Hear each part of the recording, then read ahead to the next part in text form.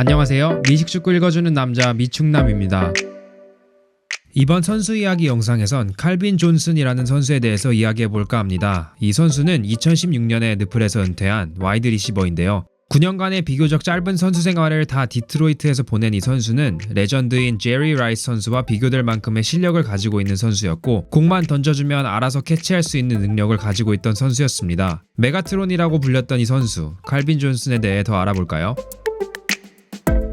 칼빈 존슨은 1985년 조지아에서 태어나 쭉 자라왔습니다. 중학교 때 이미 키 180을 넘겼고 고등학교 1학년 땐 190을 넘기면서 샌디 크릭에서 월등한 피지컬로 미식축구와 야구에 빼어난 모습을 보였습니다. 고등학교 미식축구팀에서 3년간 선발로 뛰면서 전국에서 탑10 안에 드는 고등 와이드 리시버로 꼽혔는데요. 그래서 존슨은 각종 랭킹 시스템에 이름을 올리며 장학금을 받고 대학교로 진학할 준비를 합니다. 명성만큼이나 많은 대학교들이 관심을 보였고, 조지아에 있는 두 대학교 UGA와 조지아 공과대학이 특히 큰 관심을 보였습니다. 존슨에겐 집에서 그나마 가까운 곳으로 가고 싶은 마음이 컸고, 그래서 1시간 내의 거리인 아틀란타에 있는 조지아 공과대학으로 진학하게 됩니다. 이곳에서 조지아 공과대학 미축 역사상 가장 위대한 선수가 돼버리고 말죠.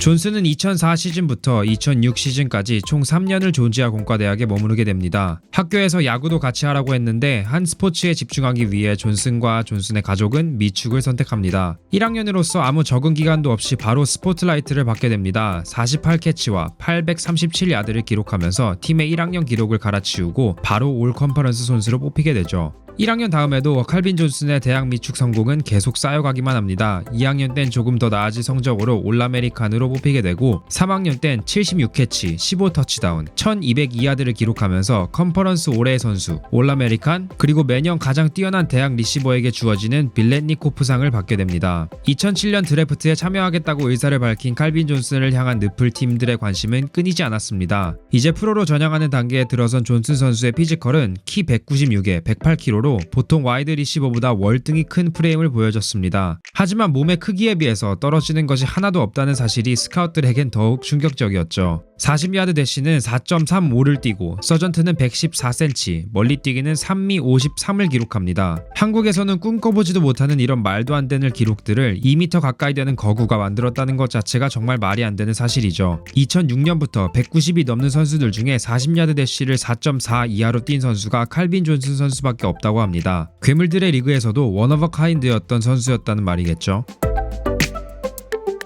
드래프트에선 1픽 러슬 선수 다음 두 번째 픽으로 디트로이트에게 뽑히게 됩니다. 원래는 존슨을 뽑고 다른 팀과 트레이드하려 했던 디트로이트는 서로를 만난 후에 계속 같이 가기로 합니다. 탁월한 선택이었죠.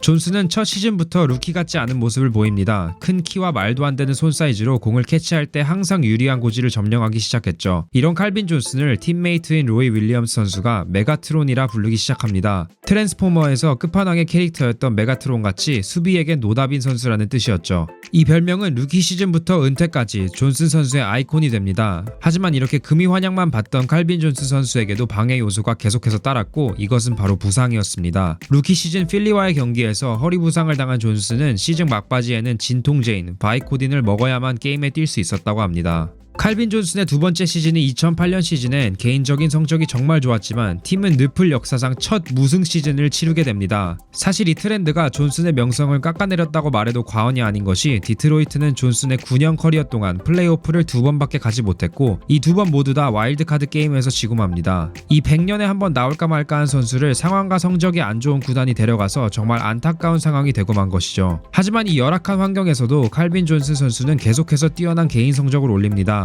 2011년엔 16터치다운과 1681야드를 기록하고, 플레이오프에선 팀 신기록인 한 경기 211 리시빙 야드를 올리면서 화려하게 시즌을 마무리했죠. 이렇게 2011년 시즌을 계기로 느플에서 가장 뛰어난 리시버로 인정받은 칼빈 존슨 선수는 2012년에 그 명성에 걸맞는 돈을 받게 됩니다. 8년 1억 3,200만 달러의 계약을 하면서 리그에서 가장 몸값이 비싼 리시버가 되죠. 이렇게 떼돈을 벌게 된 칼빈 존슨은 2012년 시즌에서 팬들과 구단을 실망시키지 않습니다. 역사상 가장 대단한 리시빙 시즌을 보내게 되죠. 이때까지만 해도 절대 깨지지 않을 것 같던 제리 라이스 선수의 한 시즌 1848 리시빙 야드 기록을 칼빈 존슨은 박살을 내고 맙니다. 메가트론은 2012 시즌을 122캐치와 1964야드로 마무리 짓습니다. 한 경기당 평균 122.8야드를 받은 셈이죠. 2013년엔 댈러스와의 경기에서 329 리시빙 야드를 기록하며 늪을 한 경기 기록을 갈아치웁니다. 쿼터백이 329야드를 던지기도 힘든데 리시버가 혼자서 329야드를 캐치했다는 것은 켈빈 존슨 선수가 100% 신뢰할 수 있는 타겟이었다는 팩트이자 공격의 작전 그 자체였다는 것을 뜻하는 것 같습니다. 하지만 디트로이트는 끝까지 메가트론을 중심으로 좋은 팀을 구성하지 못합니다. 저렇게 큰 스타 탤런트가 있었음에도 불구하고 팀으로서 챔피언십을 우승하기 위한 도약을 제대로 할 수 없었다는 것이 정말 안타까울 따름입니다.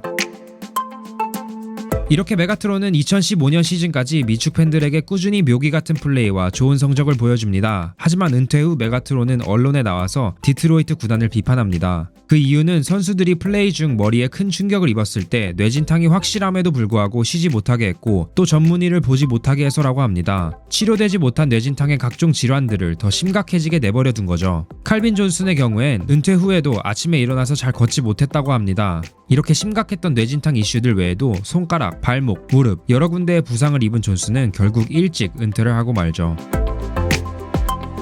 저는 켈빈 존슨 선수를 프로다운 프로라고 생각합니다. 묵묵히 자기가 해야 할 일을 하는 선수였고 언제나 팀을 믿고 맡길 수 있는 캐릭터였죠. 사람들을 깔보고 무시할 수도 있는 실력을 가지고 있는 선수였지만 절대 남을 낮추지 않았습니다. 재능으로나 인성으로나 레전드인 이 켈빈 존슨 같은 선수를 언제 늪을에서 다시 볼 수 있을지 정말 궁금하네요. 이번 영상도 끝까지 봐주셔서 감사합니다. 구독과 좋아요 잊지 말아주시고 그럼 저는 다음에 더 흥미로운 영상으로 찾아뵙겠습니다. 안녕히 계세요.